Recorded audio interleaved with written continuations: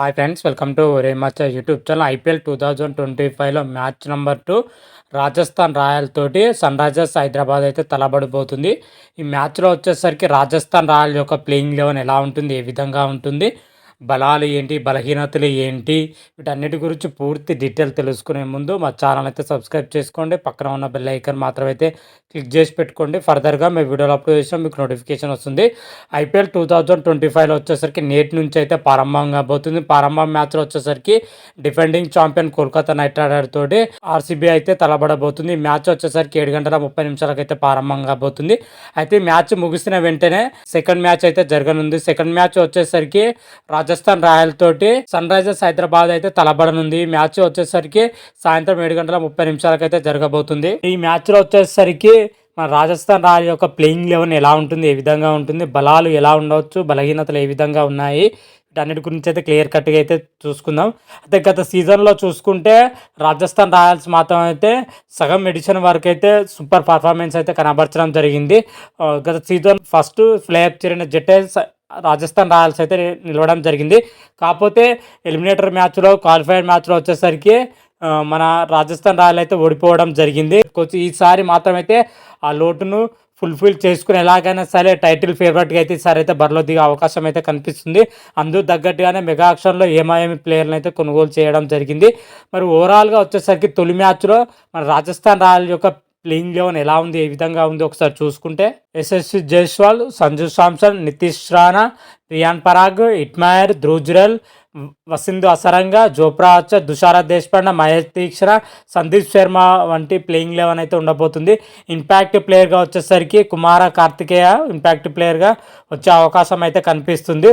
ఓవరాల్గా ప్లేయింగ్ 11లో చూసుకుంటే top order మాత్రం అయితే అత్యంత భయంకరంగా అయితే కనిపిస్తుందని చెప్పుకోవచ్చు.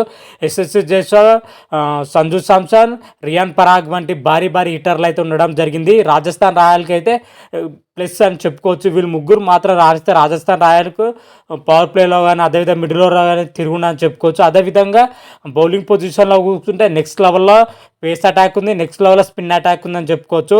ఫేస్ అటాక్లో చూసుకో జోప్రా ఆర్చర్, తుషార దేశపాండే, సందీప్ శర్మ లాంటి ఏమాయం బౌలర్ ఉండడం జరిగింది. స్పిన్ విభాగంలో చూసుకుంటే మహేష్ దీక్షణ, వసింధు అసరంగా వంటి క్వాలిటీ స్పిన్నర్లు అయితే ఉండడం జరిగింది.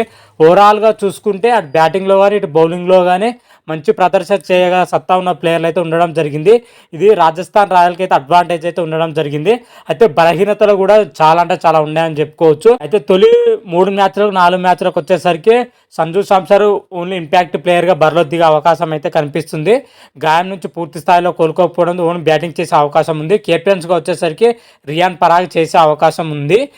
కాకపోతే ఎక్స్పీరియన్స్ కెప్టెన్ ఉంటే మ్యాచ్లో ఒక తీరంగా ఉండేది. కాకపోతే రియాన్ పరాగ్ కెప్టెన్స్లో అనుభవం లేదని కూడా చెప్పుకోవచ్చు. ఇలాంటి తరుణంలో రాజస్థాన్ రాయల్స్ ఎలా ముందుకు తీసుకెళ్తాడనేది అయితే పెద్ద ప్రశ్నగా అయితే మిగిలిందని చెప్పుకోవచ్చు. అదేవిధంగా మరొక వీక్నెస్ వచ్చేసరికి రాజస్థాన్ రాయల్ మిడిల్ ఆర్డర్ బలహీనతలే దండిగా కనిపిస్తుంది.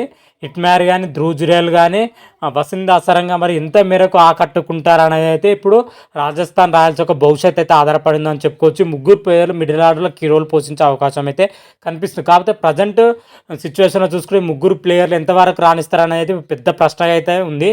ఒకవేళ ముగ్గురు ప్లేయర్ విఫలం అయితే మాత్రమైతే రాజస్థాన్ రాయల్ మ్యాచ్లు గెలవడం చాలా అంటే చాలా కష్టంగా అయితే మారే అవకాశం అయితే కనిపిస్తుందని చెప్పుకోవచ్చు.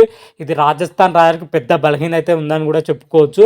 అదేవిధంగా చూసుకుంటే బ్యాటింగ్ డెప్త్ కేవలం 7వ పొజిషన్ వరకే ఉండడం జరిగింది. ఇది మరొక వీక్నెస్ అయితే ఉందని చెప్పుకోవచ్చు రాజస్థాన్ రాయల్స్కు.